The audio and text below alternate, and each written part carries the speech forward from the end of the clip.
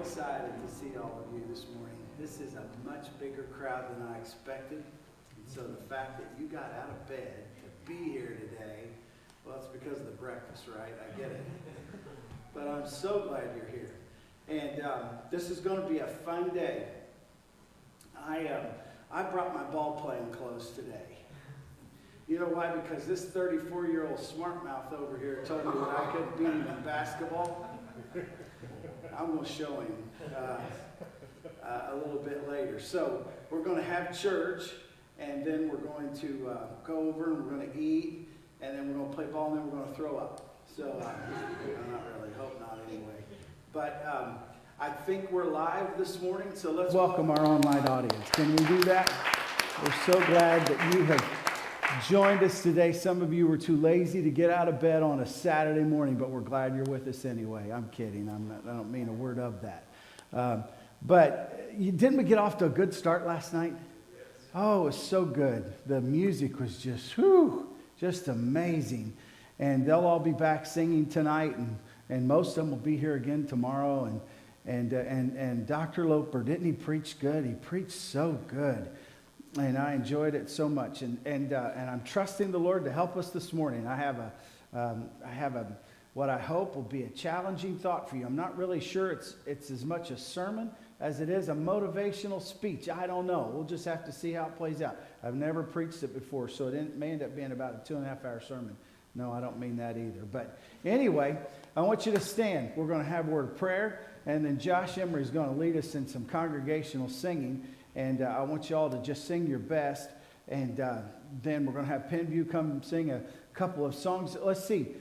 You're from UBC, right? And I didn't give them a shout out last night. Can we thank UBC for being here last night for the pre-service? I aim to say something publicly, so I want you to tell the rest of them, okay? And we're glad Penview's here. They got in last night close to 10 o'clock. And you're going to be here all weekend, right? And I'm so glad you all are here. So we're going to have some congregational singing, and then Penview, right after we get done with congregational singing, you all just come up and sing a couple songs, okay? And let's just trust the Lord to help us today. Let's pray that God will keep us all safe. Listen, I know Roger is not in here, but Don is in here, and Wanda's in here, and other volunteers that are helping put all the food together. Can you thank them for everything they're doing? I mean, the food is amazing, just amazing. So I believe God's going to give us a good day. It's going to be a lot of fun, but I hope that throughout this day, God will talk to your heart. And if there's something he needs to talk to you about, I hope you'll listen. And I really do believe that this weekend can be earth or life-changing for many of you. And so I'm trusting the Lord to help us. Let's bow our heads and pray. Lord, thank you so much that you love us. We don't want to forget that all weekend long. We want to remember that Jesus loves us, that you care about us. Everything we're going through in life, you care about us. We thank you, Lord, for your goodness to us. We thank you for your love.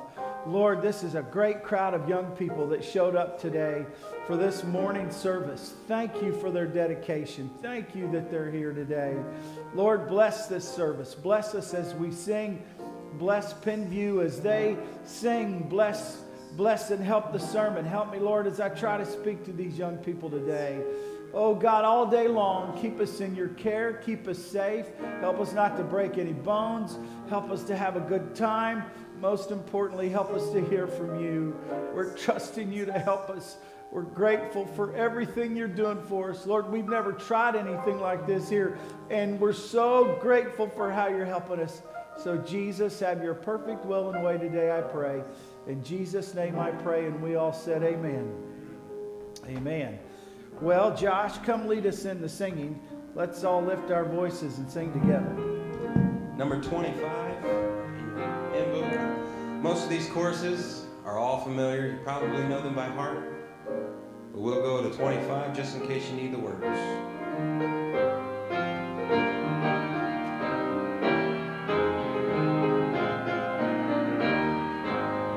I will enter his gates with thanksgiving in my heart.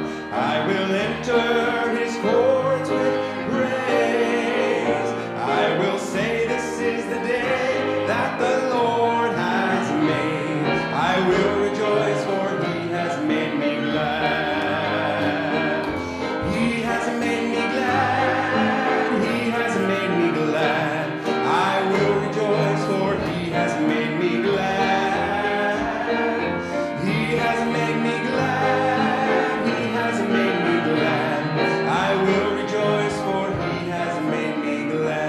Now, for my church, when we sing this song, we do a little clapping. Is that all right? After the glad part, so we get into the chorus. He has made me glad. Clap, clap. He has made me glad. Clap, clap. Has anyone else ever done that? I see Tim. See, Tim wasn't supposed to be here this morning. He was going to be up here in my place. Actually, John Glick was supposed to be here, but he had other things he had to do as well. But let's try a little clapping, all right? Can we do that?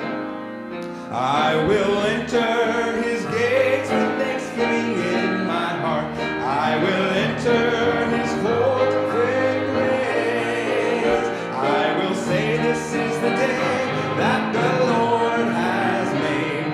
I will rejoice, for he has made me glad. Oh, he has made me glad. He has made me glad. I will rejoice, for he has made me glad. He has made me glad. He has made me glad. I will rejoice, for he has made me glad.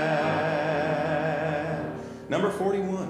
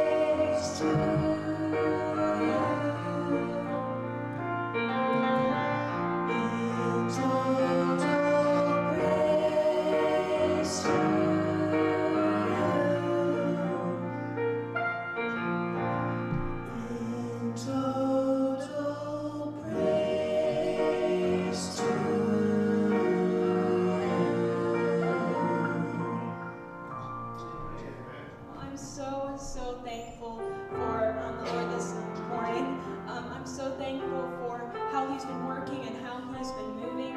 And I'm so thankful that when I was at my lowest, when I was in the chains of sin and I could not break myself free, no matter how much I tried, that God reached down and He broke those chains. And today I can stand up here and say that I am free. And I'm so thankful for that.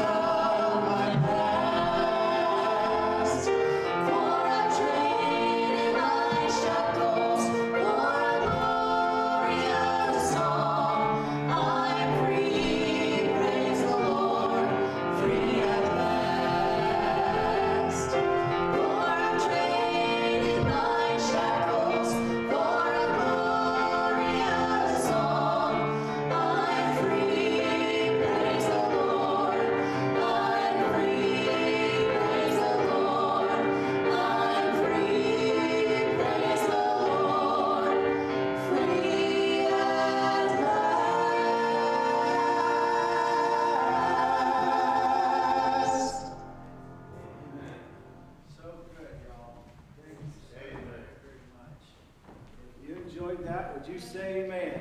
Amen. Amen. Oh, it's so good to have you all here. Listen, I just got a text message. You're not supposed to be looking at your phone in church, y'all. Did you know that? But I just got a text message. There are 48 of us here today. Isn't that awesome? That is so exciting. I mean, for a first effort, I think that's great, Lee, don't you? I am just thrilled. So please join us for a meal after we're done, and then stick around. Roger and Donna said there's going to be food all day. If you just want to eat all day, you can eat all day. Then Roland Mitchell's going to preach about gluttony tonight. So just help yourself. Have you ever gone through, and maybe you're going through it, have you ever gone through an identity crisis? Have you ever struggled to find out who you are, what you're supposed to do, what life holds for you? For me, it was in the realm of music. Now, I have to tell you, for the sake of full disclosure, that the Lord called me to preach when I was 9 years old. And so I knew that was my life's calling. The rest of my time at elementary school and then into high school, I knew that when I graduated from high school, I was going to go to college and try to, be the best preacher that I could be. Well, let me tell you where I struggled with identity. It was in music. Because there were a lot of singers that I wanted to sing just like. Now, you're not going to know some of these names, but in the Christian realm, there's a Christian singer named Steve Green. Anybody heard of Steve Green? So I wanted to sing like Steve Green. And then there was a Southern gospel group called the Nealons, and it was Rex Nealon was the dad and his daughter Kelly, and then they had a girl that sang with him named Karen, and then Kelly's husband Jerry. They sang together. They were amazing singers. I always wanted to travel with that group because Kelly and Karen were both very pretty. And I always thought, yeah, that'd be the greatest group in the world to travel with. But I wanted to sing like Jerry. Jerry was a phenomenal singer. My sisters and I, we had one of their albums. Some of you kids are starting to realize that there are records. You've seen record albums? They're becoming a big thing again.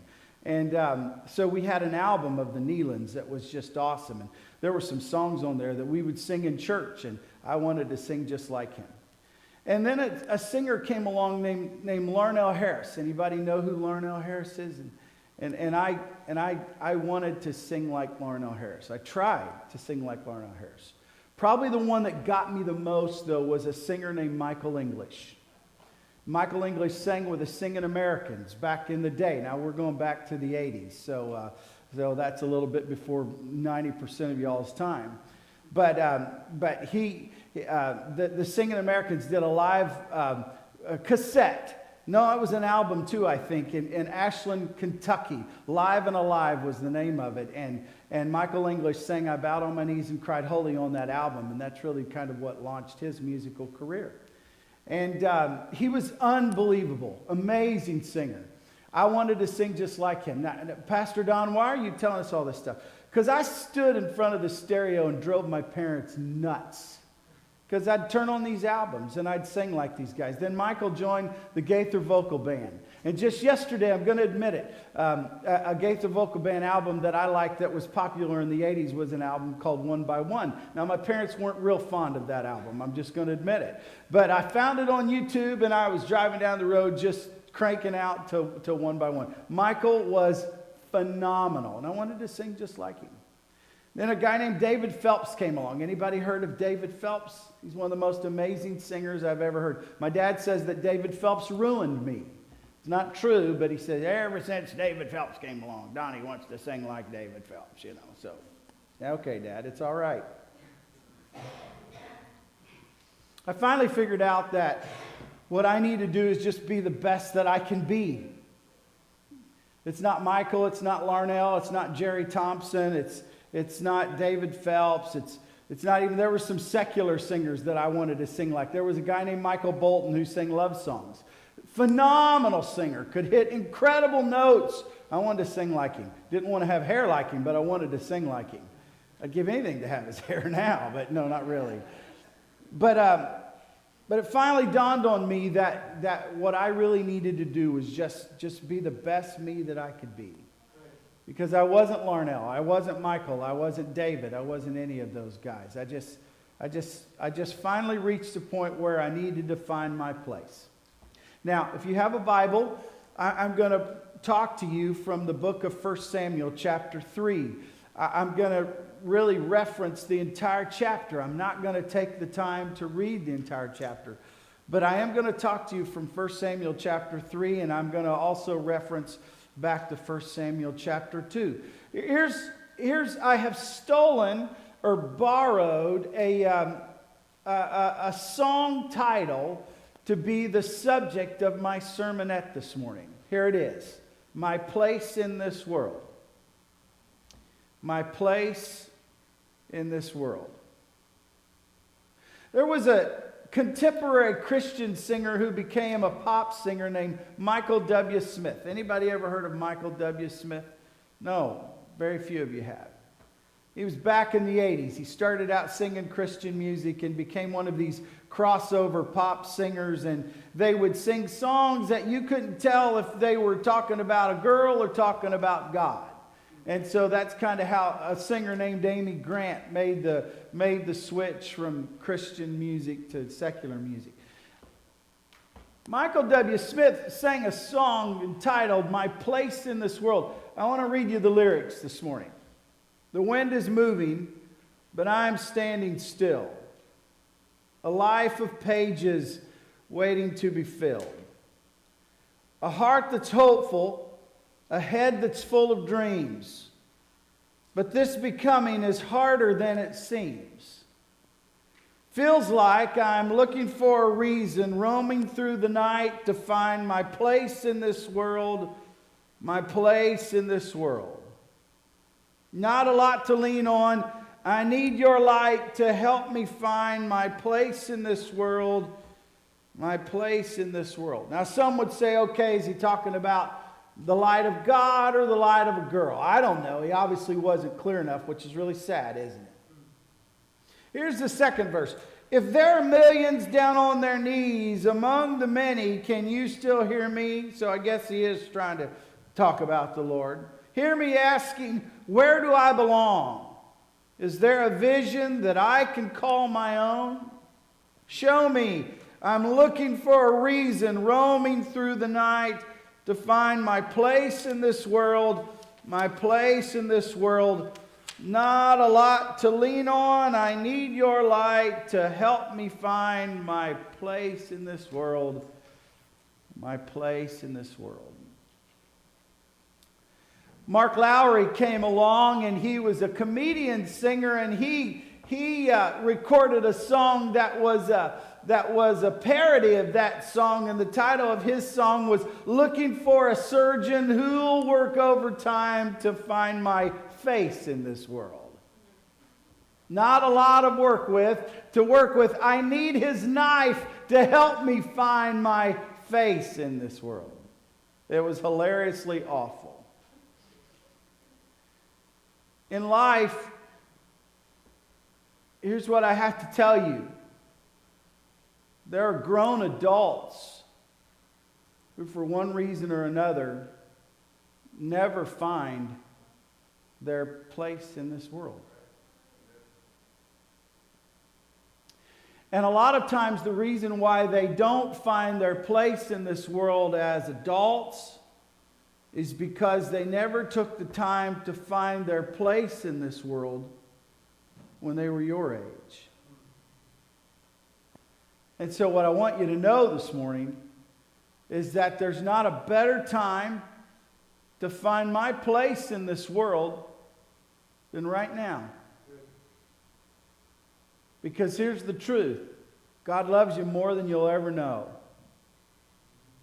And He has a plan for every one of us. And the sooner we can seek Him, and the sooner we can understand that my life is valuable to God, my life is very important to God, the sooner I can do that and learn to follow Him and follow His voice, the better off I'm going to be. Now I want to go back for a moment. I want to talk to you about a kid in the Bible who, as a very, very, very young man, God reached out to him. Remember what Pastor Loper said, or Dr. Loper said last night?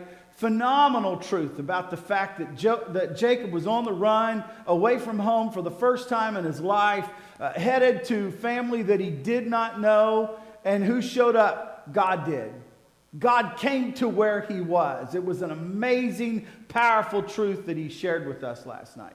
And in this story, in 1 Samuel chapter 3, that's what happened. The God of the universe reached out to a very, very young man. 8, 10, maybe 12 years old. God reached out to him. Pastor Don, I am way too young for God to speak to me. No, you're not. This is the greatest age, because if you'll just allow your mind to block out all of the chatter that's around us, you'd be amazed at how much God wants to talk to you at a young age. Amen. And that's what happened with Samuel. Now, let's back up a little more. Samuel's life did not get off to a good start. Samuel came from a family that was incredibly defunct in a lot of ways. Samuel's dad had 2 wives. And they didn't get along. And they didn't get along because one of them was able to have a lot of kids, which was a big thing back then, and the other couldn't have children. And so the one that could have all the kids made fun of the one that couldn't have kids. Can you imagine living in a house like that? Where anybody live in a house with someone that makes fun of you every once in a while? Don't raise your hand, please. Anybody? You just raised your hand, bro. Does your wife make fun of you? Oh my goodness gracious. You ever go to school and get made fun of? I did. You ever around people that ridicule you, mock you? You know, that's just not fun. That's the way this lady lived. The other lady in the house made fun of her because she could not have children. It was a messed up family. You know, it wasn't just the home that was messed up, though. It was the church world that was messed up. Because the judge at that time, the priest, was a guy named Eli, and he had boys that did not love God, and they were doing terrible, terrible things in the name of God, and Eli let them. In fact, the scripture says that they were vile and wicked, and Eli restrained them not. That means they had no discipline whatsoever. And so in the truest sense of the word, anarchy was reigning in that day. Because God was not able to accomplish His purpose, because the people that He'd put in charge to accomplish His purpose were wicked people. And so everybody was pretty well doing what they wanted to do. Does that sound a little bit familiar? We just went through a season of rioting, and they tore down Minneapolis, Minnesota, and they tore down Kenosha, Wisconsin, and they tore down downtown Indianapolis, and they tore down Atlanta, Georgia, and all in the name of social justice. And you know what police were told in a lot of those places? Stand down, just let them do whatever they want to do. I was so angry when I went to downtown Indianapolis one day. Downtown Indianapolis used to be a beautiful place, and the entire downtown around Monument Circle had been boarded up with plywood because they busted out all the windows, and we stood by and let them do it. It still frustrates me to talk about it. But that's the way it was back in Eli's day. Sons of Eli did bad things. They were supposed to be the good guys. They did bad things, and Eli constrained them not. Young people, I want you to know something. Don't ever think that life is worse today. You know what the devil likes for us to do? He likes for us to feel sorry for ourselves. Nobody has it as bad as I do. Nobody has it as bad as my situation. Nobody lives, listen, I'm not making light of bad situations. I want you to understand that. But don't think for 1 minute that you have it worse than everybody else, because you don't. Because throughout history, there have always been bad situations. And unfortunately, because of the curse of sin, there's always going to be bad situations. But you know what we've learned throughout history? In the midst of bad situations, when the God of the universe intervenes in our lives, and when we take the moment to listen to Him, God can take bad situations and He can do something absolutely incredible with us. So Samuel had problems. Samuel's mom had problems. Samuel's dad had problems. So that's point number 1, problems. Here's point number 2, prayer. They went to the temple, and Hannah, Samuel's mom, went into the temple, and the Bible says she just poured out herself before the Lord. That's what it says. She poured out herself before the Lord. And she prayed. And she said, God, if you'll just give me a son, I'll give him back to you. And she was not praying out loud. Her lips were moving, and Eli was looking at her, and he thought she was drunk. And he said so. Is something wrong with you? She said, no. She said, I've just poured out my soul before the Lord. She prayed. Young people, can I tell you something that I hope, if you forget everything I say today, here's what I want you to know. It doesn't matter where you are, what situation you're in, what you're going through, you can pray. You can talk to God. You can talk to God at school. You can talk to God driving down the road. You can talk to God on the bus. You can talk to God sitting at your desk. One of the greatest things that you could learn in life right now is to just learn to talk to God. Just learn to pray. But Pastor Don, I don't know how to pray. Just talk to God.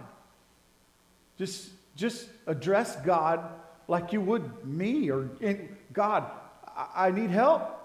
Just do that. Just learn to talk to God. We because we're so steeped in our theological opinions, we dramatize everything, and we make everything complicated. We don't make anything easy. We certainly don't make going to heaven easy, that's for sure. We make everything complicated. And you know what? If we're not careful, we make talking to God complicated. Here's what I want to challenge you to do. Just talk to God.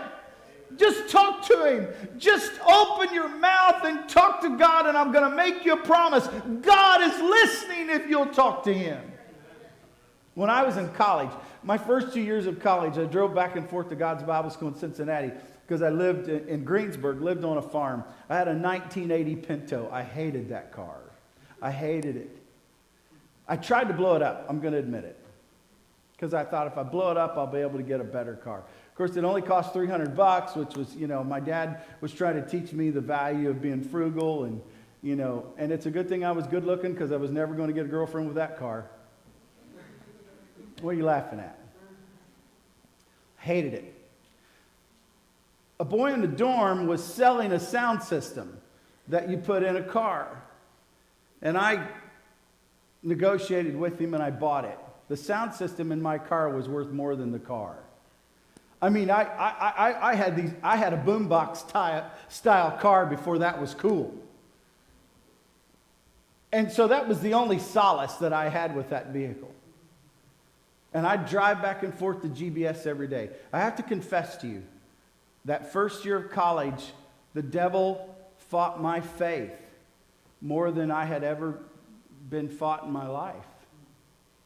Young people, I grew up in church. I was born on October the 9th, 1969, and my dad got saved 2 months later. And then God called my dad to preach, and so the only memories I had is sitting on a church pew. And then the Lord called me to preach when I was 9. I never wanted to do anything else but be a Christian and follow God. And I went to Bible college, and the devil attacked my faith. And I'll tell you why I think it happened. I think it happened because for the first time in my life, I was viewing faith and what we believe from an academic perspective instead of a spiritual perspective. And you really can't put God in an academic box.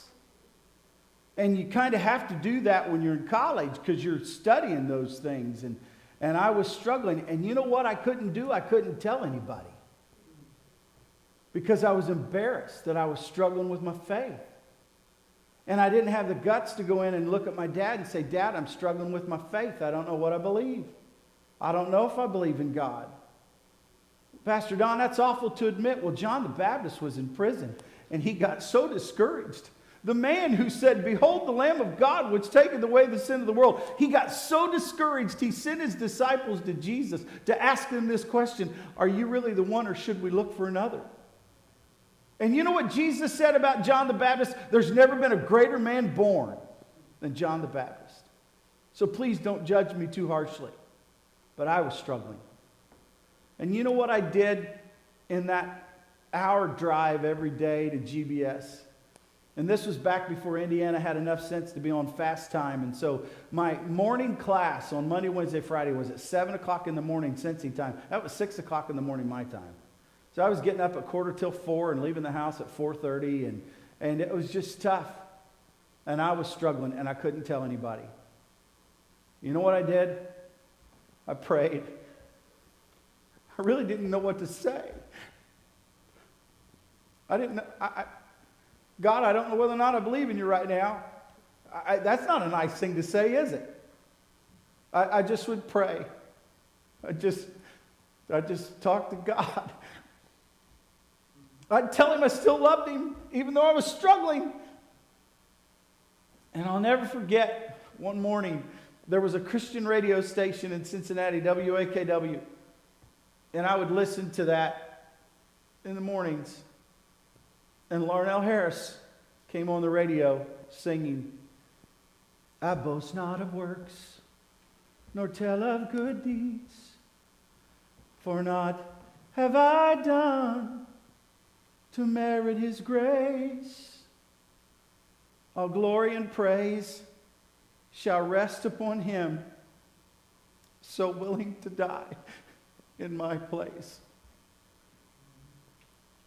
And the God of the universe showed up in that 1980 Pinto and reminded me that he still loved me and that he was going to take care of me. It doesn't matter where you are, how young you are, how old you are. Please know this. You can pray. Just talk to him. You don't have to have flowery words. You don't have to say the right thing. Just say what's in your heart. Just pray. Just talk to him.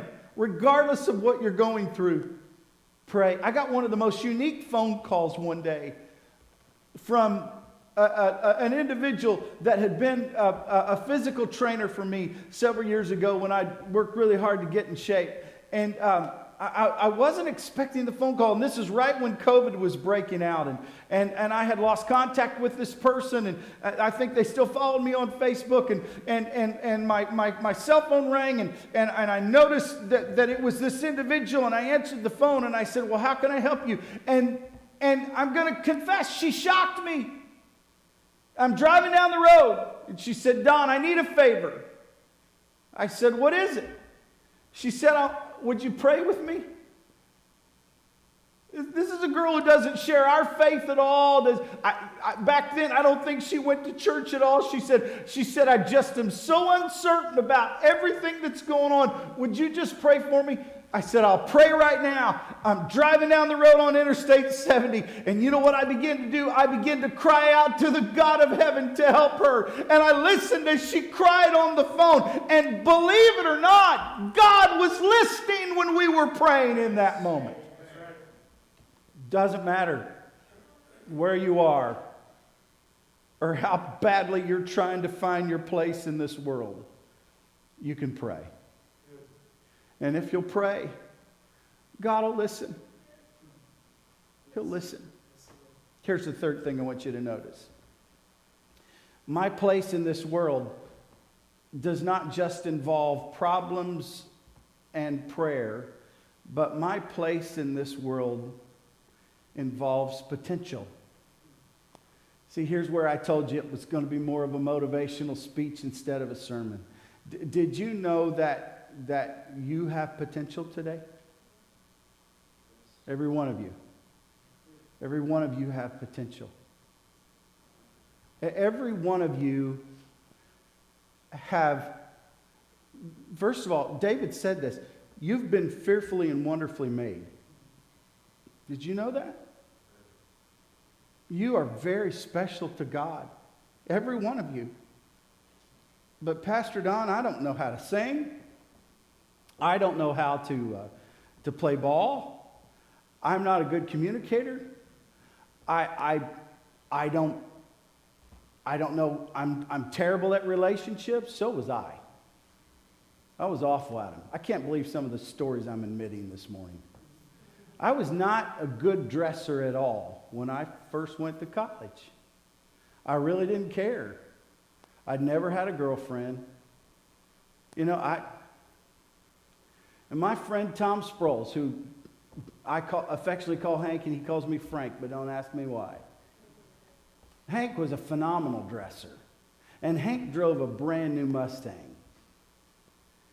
Hank was a chick magnet. He knew how to dress. And I remember, I finally realized that I needed to learn how to match up a nice pair of pants with a nice shirt and a nice sport coat. So one day when I left to go to school, I was looking pretty dapper. And my mom went into to the bathroom where my dad was getting ready for work, and she said, honey, I'm worried about our son. And he said, what? Why? She said, because he looked so nice when he went to school today. Dad said, leave that boy alone. He's looking at the girls. He was right. I wasn't good at relationships. I was shy. I was a scrawny kid. Wasn't a good talker back then. Probably not a good talker now. You don't realize the potential that you have many times. And unfortunately, some of you may be in situations where you're told you're not good enough and you're worthless and you're not worth anything. Let me tell you, don't believe a word of it. It's a lie. It's a lie of the enemy of your soul. Because every one of you have incredible potential. So, Pastor Don, if you're right, if I have potential, then how can I develop that potential? Well, let me tell you what Samuel did. Number one, you got to listen. You got to listen. 3 times, the God of the universe talked to Samuel. 3 times he got out of bed thinking he was hearing Eli. And he ran into where Eli was, because I didn't tell you that Samuel ended up living in the temple. His mom said, if you'll give me a son, I'll give him back to you. And when he was old enough, he went and lived in the temple with Eli. And 3 times he heard a voice say, Samuel. And he got up and ran to where Eli was and said, you called for me. And Eli said, no, I didn't. Go lay down, you're hearing things. The 3rd time, when Eli realized that God was talking to Samuel, he said, Samuel, go back and lay down. And this time, when you hear that voice, I want you to say these words, speak, Lord, for thy servant heareth. And Samuel went back down and laid down. God was faithful. Listen, I'm really glad that God doesn't reject us the first time we don't listen. Right? You need to know that. God came back the 4th time and said, Samuel. And Samuel said, speak, Lord, for thy servant heareth. Listen, kids, because of technology, we're constantly surrounded by chatter. I don't know how to break the addiction. I don't. I think technology in some ways has been our worst enemy. Dr. Loper said to me last night, now listen, you're going to think Pastor Don is nuts. It's okay. It's not a problem. But Dr. Loper said to me last night, don't you have a screen? I said, no, we don't. He said, well, it's very convenient. I said, I get it. But I said, you know what? We're addicted to technology. And I said, what I notice is that people are just staring at a screen because they're so used to staring at screens. And I said, have you noticed that if you have a song leader and you've got a screen, they're not paying attention to the song leader. They're staring at the screen. I know, I'm nuts. I get it. I'm an odd duck. It's okay. But what I've noticed is how addicted we are to technology. And if you don't know it, if you're not careful, if you have a phone like I do, which is an iPhone, if you don't shut off, now I'm not a conspiracy theorist, if you don't shut off your microphone and shut off the privacy stuff and stuff like that, Facebook is listening to your conversations. That's a true statement. I wish some adults would say amen. It's true. And we're addicted to it. And you know what happens because of TikTok and Snapchat and Instagram and Facebook, and we constantly have our phones in our hands, and so all we're hearing is what this one's saying and what this actor is posting and what this actress is posting and what this ball player is doing, and we're constantly consumed with the chatter that we see on social media. Listen, kids, you'd be better off at least a couple of hours a day to shut off the phone and allow your mind to get cleared from that nonsense, because I want to tell you something. The God of the universe wants to talk to you if you'll listen. Right. Praise Oh, Pastor Don, that's not popular at all. You're sounding like an old fogey. I'm not trying to. Listen, I'm not a kook. I promise you I'm not. And I try to be the coolest 52-year-old pastor you've ever seen. But reality is this. We're being bombarded by social media these days. And if we're not careful, it eliminates opportunities for God to be able to talk to us. So that's why Pastor Don's not a big fan of all kinds of technology in the church, because all it does is feed our addictions to technology. Okay, that's my opinion. So if I have potential that I want God to use, I have to be willing to listen. When I wanted to be a better singer, when I went to college and joined college choir and sat under the influence of a phenomenal music professor named Garen Wolf, I listened.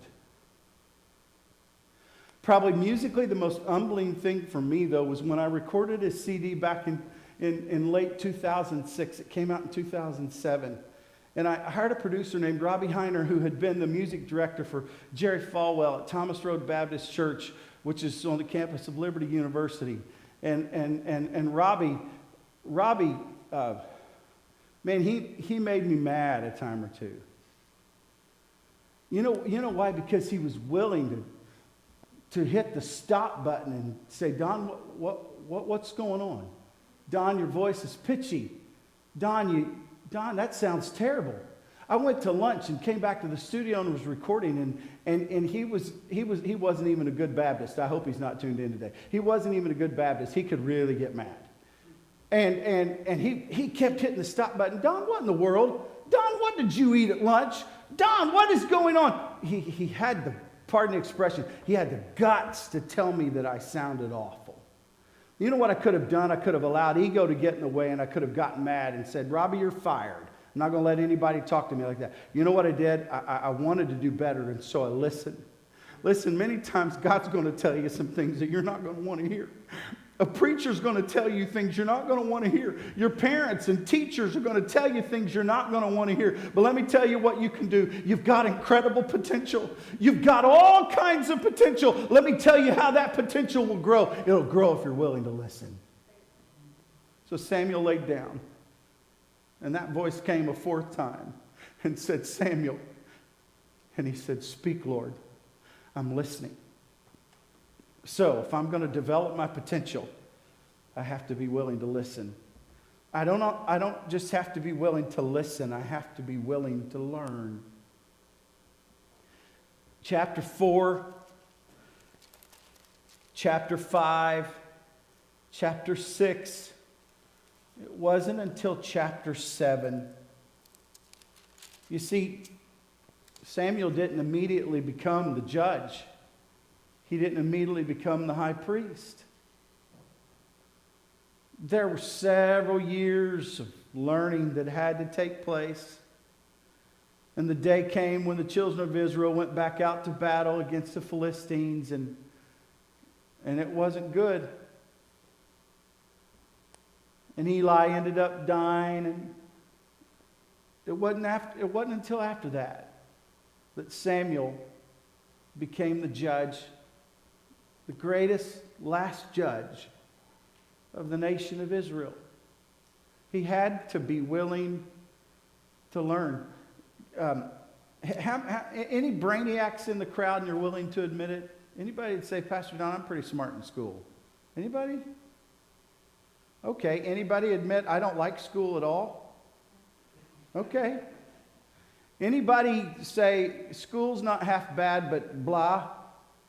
Okay, the rest of you. So no brainiacs, half of you terrible in school, the rest of you blah. Yeah. I get it. I also realize that for some, school is awfully hard. I know that. I sat across the table from people who naturally struggled. Let's face it, some struggle more than others. Curtis could have raised his hand as being a brainiac. He's a genius. He could have done that. He didn't. He took the humble route. So I'm gonna toot his horn for him. He's super smart. I've sat across the table from people who struggle. You know what the devil tempts them to do? The devil tempts them to believe that they might as well give up. It's hopeless. Don't listen to the enemy when he talks that way. Because the more the devil is able to dumb you down, the more the devil is able to manipulate you. And not only the devil, but people can manipulate you. You see, there's power in knowledge. Dictators don't like for people to be smart, because they want you to just listen to them. And so if you ever notice, dictators never surround themselves with competent people. They surround themselves with people who cannot think for themselves. But if you'll just listen and learn, there's a lot that God can teach you, and potential will begin to grow. I want to share a theological point for a moment. Why was this happening? I want to get super scriptural for 2 seconds. Why was this happening? Why did God tell Samuel he was going to do this? Here's the reason why. There was principle involved.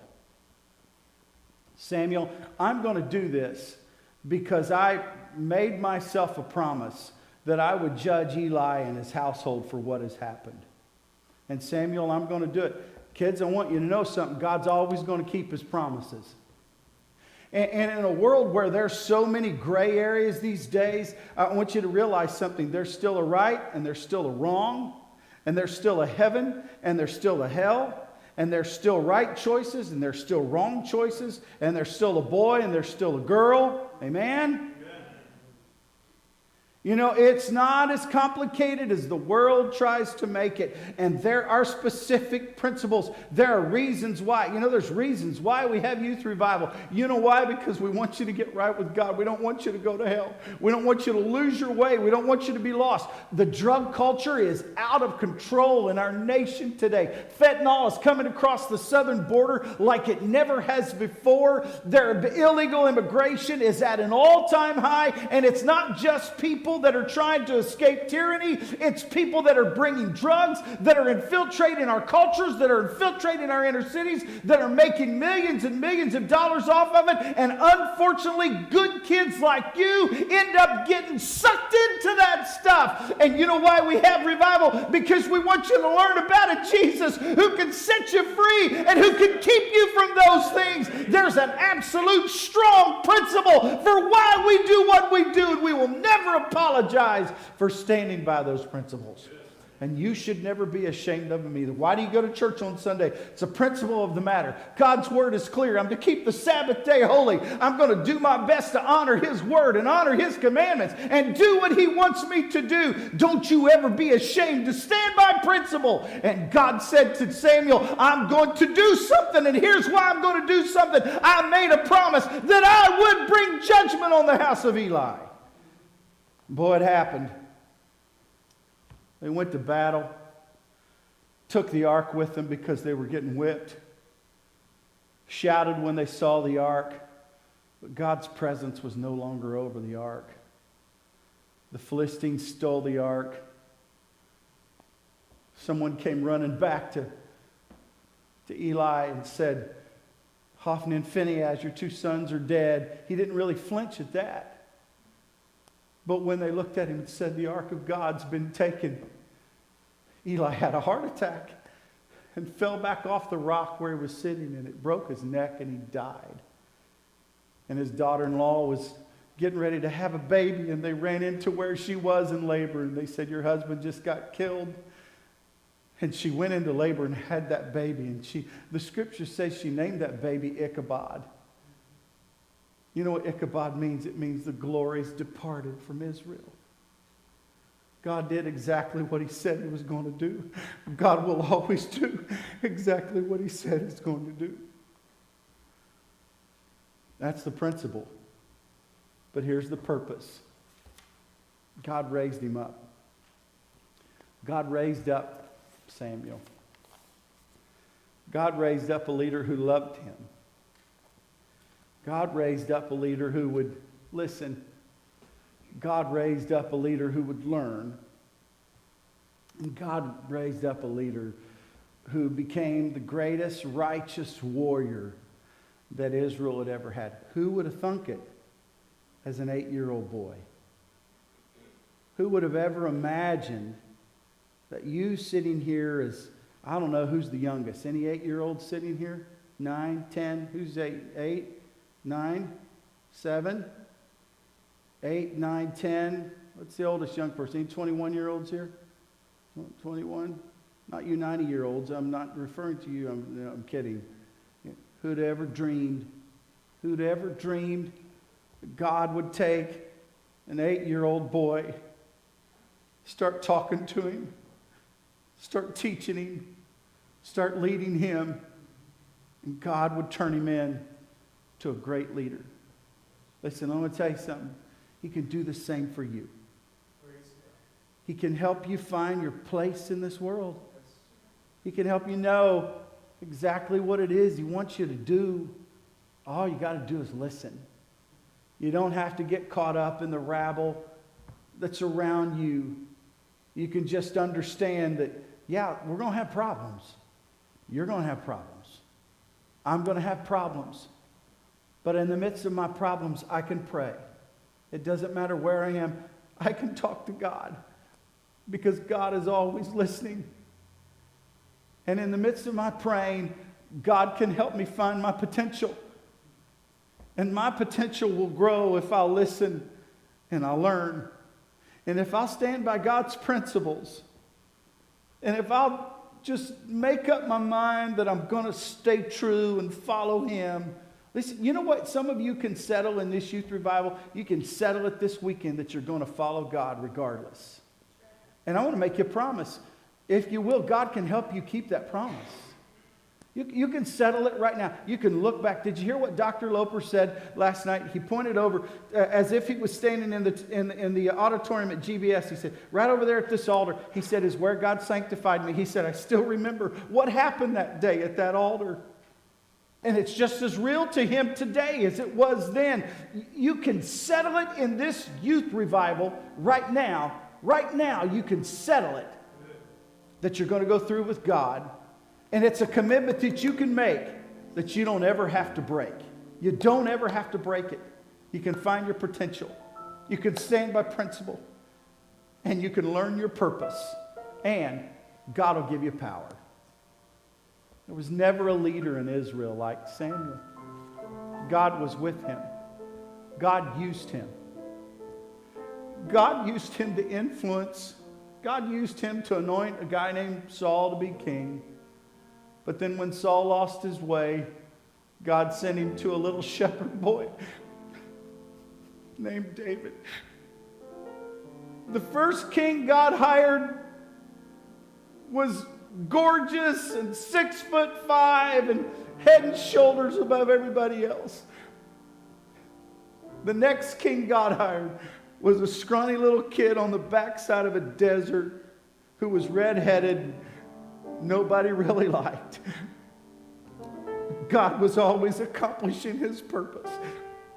But He was doing it through an 8-year-old kid who grew up to be a great judge. Because with God's help, he found his place in this world. I want you to stand. I want us to sing, I Will Serve Thee Because I Love Thee. Josh, I want you to come lead it. If you know this chorus, I want you to sing it with us. I vacillated between what to do about how to end the service. But here's what I want to do. If you're here this morning and you're struggling to find your place, and you're in the midst of an identity crisis and you don't know what to do, and you feel lost as a goose, I want to challenge you to end this service with me by kneeling at this altar and just talking to God for a moment and say, God, I want you to help me find my place. And I want to serve you. And I want to know what you want me to do. And so as we sing, I will serve thee because I love thee. If you're so inclined, I want you to get out of your seat and kneel at this altar. And let's close this service with a season of prayer. I don't want you to feel pressured. But if God has spoken to you any at all while I have tried to talk to you today, this would be a great time. Not a big crowd, it's just us. It'd be a great time to end this service by kneeling at this altar and just talking to God for a moment and say, God, I really do want to find my place. And I want to do what you want me to do. So let's sing together. And if God's touching your heart, get out of your seat, kneel here. Let's pray together. Lead us, bro. I will serve thee because I love thee. You have given life to me. I was nothing before you found me.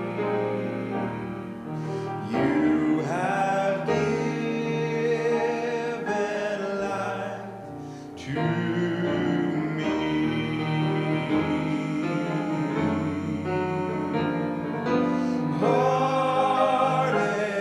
Heartaches, broken pieces,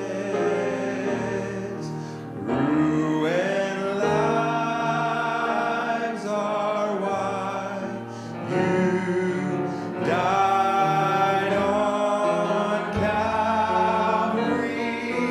Your touch is what I long for. You have given life to me. One has come. Who else wants to join this one that's here? Let's gather in and pray. Pastor Don, I don't know what my place is. I want to find it. I want God to help me. Just get out of your seat. Kneel at this altar. Pastor Don, I need God to help me. And you just say to God, God, help me to find my place. Anyone else? Our heads are bowed, our eyes are closed. No one looking around. Anyone else that wants to come and pray? Pastor Don, I've never gone to an altar before. I'm scared to death. I know. But I want to make you a promise. If you'll just take the first step, it won't be near as difficult as you are thinking it would be right now. And if you will step out, you would be amazed at the difference that God would make in your life. So I'm not trying to pressure you. At the same time, I'm encouraging you. Come and seek God. God can help you. Anyone else? Anyone else want to kneel and pray? Just ask God to help you find your place in this world. Anyone else? Anyone? Anyone? Our heads are bowed, our eyes are closed. Is there anyone like for some to gather around and pray with the one that's here? So if you want to go ahead, those of you that want to gather in now, please do so. With our heads still bowed, is there anyone say, Pastor Don, I'm not going to come to the altar, but I wish you'd pray for me. Would you just slip up a hand and put it right back down? Anybody like that want me to pray with you? Anyone? Anyone pray for me, Pastor Don? I want God to help me. I see that hand. God bless you. Anyone else? Pastor Don, I don't know what my place is. Please pray for me. Anyone else? Anyone? God bless you. Thank you so much for coming today. Let's have a good season of prayer, and then we'll go over and eat, and we'll fellowship the rest of the afternoon. Let's close this service by praying. If you don't mind, just sit where you are with your heads bowed, and we're going to pray together. Lord Jesus, thank you that you are with us today. Thank you, Lord, that in the midst of our problems, we can pray. In the midst of our problems, we can talk to you. In the midst of our problems, we can find our potential. We can find our purpose. We can stand on principle, and you can give us power to be what you want us to be. Oh God, I pray that you would touch each one of us today. I pray you would touch these that are kneeling here at this altar. Oh, blessed Jesus, help them to find their place in your kingdom. Help them to find their place in what you want them to do. God, we can find our place in your perfect will. We can serve you and be what you want us to be. Thank you that you are with us today. Thank you that you are here, Lord. Thank you that you love us. Oh God, we've sensed you today. Continue to speak to our hearts. Lord, make it easy for young people to get out of their seats and come and pray. Make it easy for young people to say yes to you. Oh God, help us to drown out the chatter of the world around us. And Lord, we're so captivated by it. But oh God, free our minds for just a moment to listen to you. Oh Jesus, we need you, and we're trusting you to help us. And we pray that you would. Oh God, thank you for being with us today. Thank you that you are here, Lord. Thank you that you are with us this morning. We love you, Lord. We're glad you love us. We thank you for what you're doing for us. We thank you for how you're helping us. We thank you that you have a purpose for every one of us. We thank you that every one of us have potential that you want to use. Oh, blessed Jesus. Help us not to allow the enemy of our soul to waste our potential. Help us not to allow the devil to waste our potential, Lord. Oh, God, help each one of us to allow you to work in our hearts and lives. In Jesus' name I pray. Blessed Jesus. Blessed Jesus. Thank you that you're with us today. Thank you that you're with us, Lord.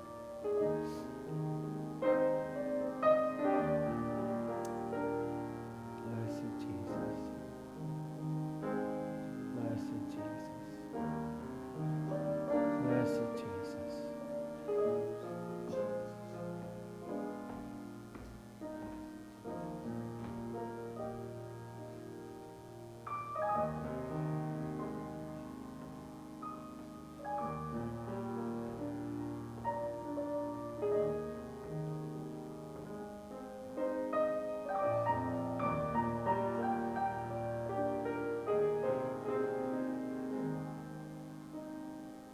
Praise God.